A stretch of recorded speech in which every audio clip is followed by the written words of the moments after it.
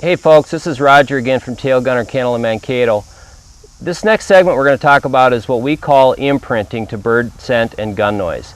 Now that your dog is a little bit older, it's really important that you introduce the dog to gunfire correctly. One of the worst things you can do is to take your dog out to the trap range to see if he's gun shy. Dogs are not born gun shy. Dogs become gun shy because of things that people do to them. Dogs can also become bird shy or water shy. So it's really important that you take the right steps to make sure that you don't get your dog spooked early on. Now we want to introduce a dog to gunfire probably around 5 months of age. You know, they're growing up, they're listening to all the sounds around us. Maybe you've heard some vacuum cleaners or lawnmowers and things like that. But you want to make sure that you keep them away from fireworks at this age. You know, when the 4th of July is around, be very careful about what these dogs running around the yard during fireworks. When we introduce a dog to gunfire, what we want to do is introduce them to birds first. So we're going to have them playing with maybe a frozen pigeon so they get used to the scent of a bird that's not going to spook them. And let them play with it. This training isn't about retrieving, but it's about associating what this smell is. Even though your dog's going to be a waterfowl dog, this is still bird scent to them. Down the road, we're going to introduce them to a live bird. And the way we do it is initially with what's called a lock wing, where we take a live bird and we lock the wings so that the first time they smell and see a live bird, the bird does not flush, does not slap them in the face, it does not spook them.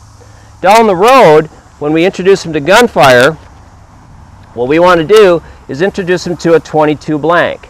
And a 22 blank is a very low sound compared to a shotgun, but we're not going to shoot this right over the top of the dog's head. We're going to let them play with a live bird for a while the blank gun is shooting off in the distance, maybe 75 to 100 yards away. Down the road, as the dog progresses, we're going to move up to a 410. And then we're going to start shooting some live birds for the dog with a 410, because we want to make the transition into the bigger guns down the road. Eventually we're going to get into a 20 gauge and then a 12 gauge. And the reason we want to take those steps is that the sound is definitely different. And if we run into a problem at the 20 gauge stage, we're certainly not going to move to the 12 gauge yet. And we're talking about trap load. We're not talking about magnum duck loads at this point, but we do want to get them associating sound and birds together. So when we're using these live birds, we're going to lock the wing.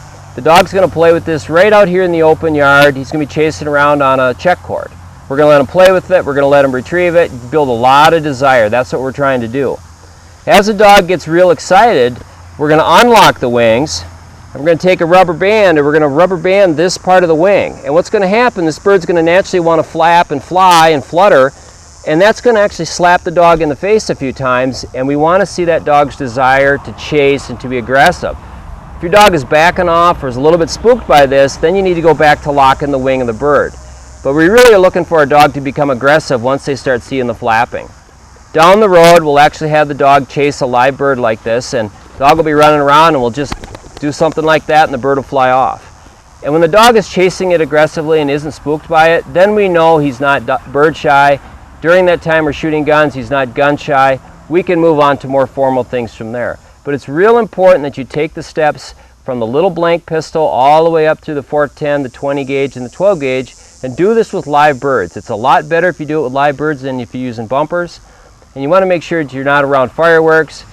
Don't take the dog to a trap range when they're little, and certainly no magnum gunfire or group shots at this time. We're just trying to get this dog associating the sound with the birds. Again, this is Roger from Tail Gunner Kennel in Mankato, and we thank you for your time.